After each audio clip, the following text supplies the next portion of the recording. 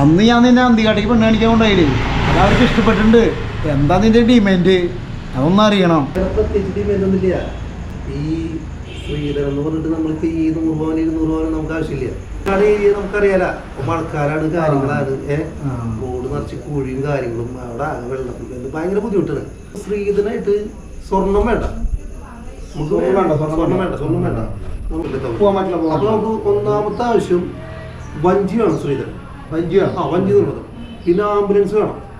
പിന്നെ നമുക്ക് മൂവില് നമ്മുടെ ഈ വേദനയ്ക്ക് പറ്റുന്ന മൂവ്, അതൊരു 2-3 ചാക്ക് നമുക്കത് നിർബന്ധമാണ്. ആ ഒറ്റ കാര്യം അവരോട് പറയും ഡിമാൻഡായിട്ട്.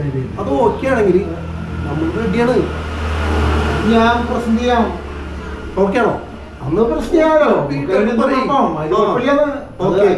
ഓക്കെ അപ്പൊ പറയട്ടാ. അപ്പൊ നടത്താം. ഓക്കെ ശരി, എന്നാ കാണാട്ടാ. ഇന്ന് എന്ത് ചെയ്തിട്ടായാലും ഒരു ഫുള്ള് വാങ്ങിച്ചേ പറ്റൂ. നീ ആരെങ്കിലും ഫോണൊക്കെ എടുത്ത് വിളിച്ച ആരൊക്കെ വന്നിട്ടായാലും ഇന്ന് എനിക്കൊരു ഫുള്ള് കിട്ടിയേ പറ്റൂ. കൂടിയും കഴിഞ്ഞാൽ കഴിഞ്ഞു. ഇതിപ്പോ ഞാൻ അടിച്ചു തീർക്കും. ഫുള്ള് കിട്ടാൻ നീ എന്ത് മനക്കൊടി പുഷ്പൻ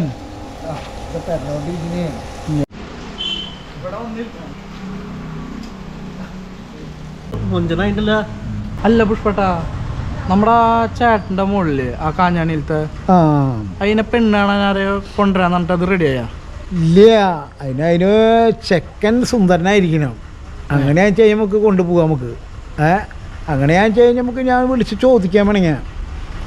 അങ്ങനെയാണെങ്കിൽ ഒരാളുണ്ട് സുന്ദരനാ, ഇപ്പൊ തന്നെ വിളിച്ചിട്ട് ഒരു 1000 രൂപയ്ക്ക് നാളെ ഒരു കൂട്ടര് വരുന്നുണ്ട്. ഞാൻ ഫോണിൽ കൂടെ വിളിക്കാൻ കഴിഞ്ഞാൽ അത് സെറ്റിലാക്കാൻ പറ്റും നമുക്ക്. ഞാൻ പെൺകുട്ടിയുടെ അച്ഛനെ വിളിക്കണേ. ഹലോ, പെൺകുട്ടി അച്ഛനല്ലേ? ഞാൻ ഇവിടെ നമ്മുടെ പാർട്ടീനെ കൊണ്ടുവരുന്നുണ്ട്. ഒരു 1000 റുപ്യ ഗൂഗിളിലൊന്നും ഇട്ടിട്ടാ. ശരി ശരി ശരി ശരി. ഓക്കെ, ഞാനായാലോ? അത് നീ ആയിക്കോ. അടിപൊളിയല്ലേ? സുന്ദരല്ലേ? ഇവനെ നമുക്ക് കൊണ്ടുപോവാ. പിന്നെ വേറെ ആളെ അന്വേഷിക്കണ്ടല്ലോ ഇനി. Double okay.